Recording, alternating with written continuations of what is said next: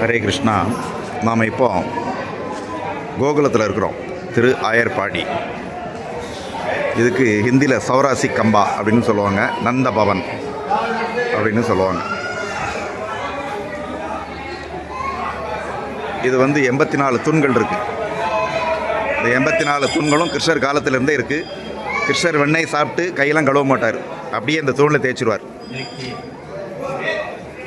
இது தூண் ஒரிஜினல் 5000 வருஷத்துக்கு முன்னாடி உள்ளது. தூணு சீலிங் ரெண்டும் இங்கே ஒரிஜினல்.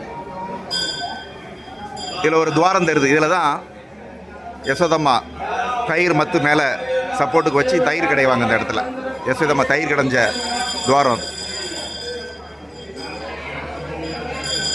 கோகுலம் கிருஷ்ணர் தரிசனம் பண்ணிக்கிடுங்க. Nanda Maharaj, left side Nanda Maharaj, right side Yashodamma, middle Balram. கிருஷ்ணர் கீழே ஊஞ்சலில் இருக்கார். ஊஞ்சலில் இருக்கார் கிருஷ்ணர்.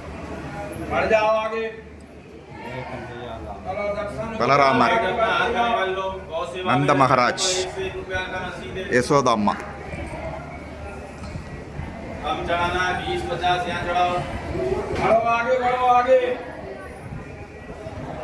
இது யசோதம்மா கிருஷ்ணரை தொட்டில் கட்டி ஊஞ்சல் ஆட்டின இடம்.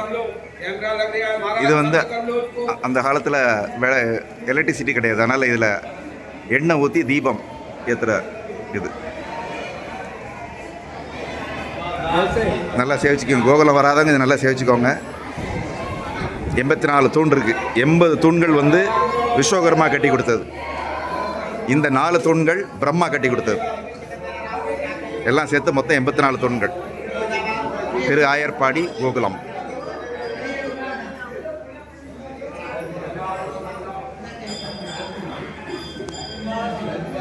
இந்த தூண்கள் எல்லாம் 5000 வருஷம் முன்னாடி உள்ளது. கிருஷ்ணர் காலத்திலே இருந்திருக்கு. கிருஷ்ணர் ஓடி ஆடி தொட்டு விளையாண்ட தூண்கள்.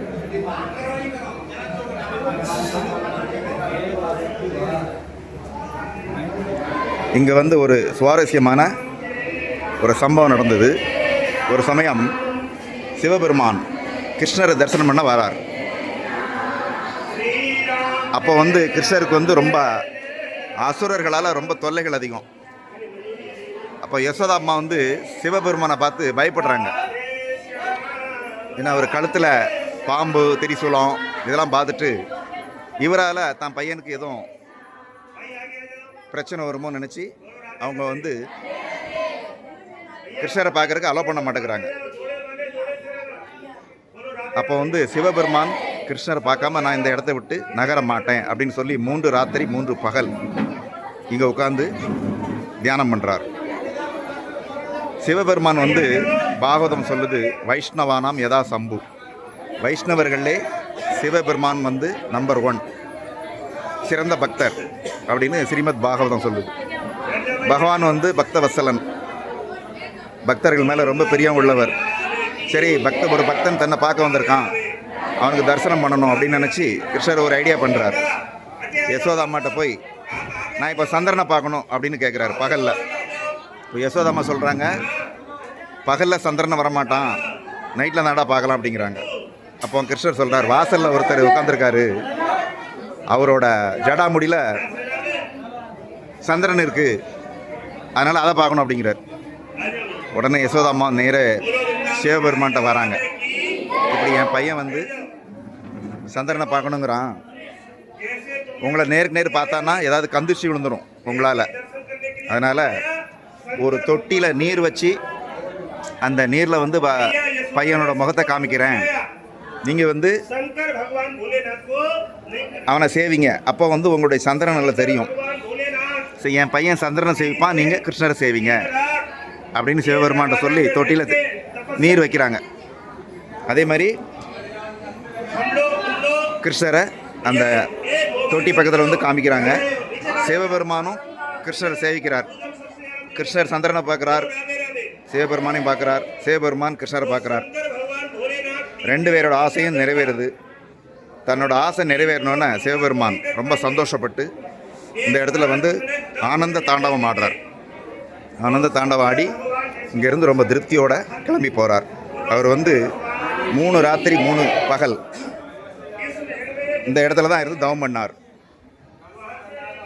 இங்கே ஒரு சிவன் கோவில் இருக்குது. கோகுலத்தில் கிருஷ்ணர் வீட்டுக்கு ஏத்தாப்பிலே ஒரு சின்ன சிவன் கோவில், கோகுலேஸ்வர் மகாதேவ் அப்படின்னு பேர். இந்த இடத்துல சிவபெருமான் 3 ராத்திரி 3 பகல் தவம் பண்ண இடம், கிருஷ்ணரை தரிசனம் பண்ணுறதுக்காக. ரொம்ப புனிதமான இடம். யாரெல்லாம் இன்னும் கோகுலம் வந்து சேவிக்கலையோ அவங்களுக்கெல்லாம் கோகுலத்தை பார்க்குற பாக்கியம் கூடி சீக்கிரம் கிடைக்கட்டும். பகவான் கிருஷ்ணர்கிட்ட வேண்டிக்கலாம்.